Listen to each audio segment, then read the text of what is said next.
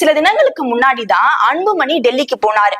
டெல்லிக்கு போயிட்டு தேர்தல் ஆணையரை சந்திச்சு இந்த கட்சியில எனக்கு தான் முழு உரிமை இருக்கு அப்படின்றத அவங்க கிட்ட சொல்லிட்டு வந்திருக்காராம். ஏன்னா சட்டமன்ற தேர்தல் அப்ப எந்த ஒரு குளறுபடியும் நடக்கக்கூடாது அப்படின்ற ஒரு முன்னெச்சரிக்கைக்காகவே டெல்லிக்கு போயிட்டு ஃபர்ஸ்டே சொல்லிட்டு வந்திருக்காரு, நான் தான் இந்த கட்சியுடைய தலைவர், எனக்கு தான் இந்த கட்சியில முழு அதிகாரம் இருக்கு அப்படின்னு சொல்லிட்டு வந்திருக்காரு.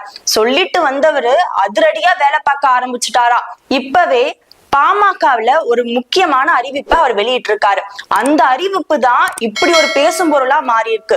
அந்த அறிவிப்பு என்ன அப்படின்னா, பாமகவுல இருக்கிற சட்டமன்ற உறுப்பினர் அருள் அவர்களை கட்சியில இருந்து அடிப்படை உறுப்பினர்ல இருந்து நீக்கிறோம் அப்படின்ற ஒரு அறிவிப்பை வெளியிட்டு இருக்காரு.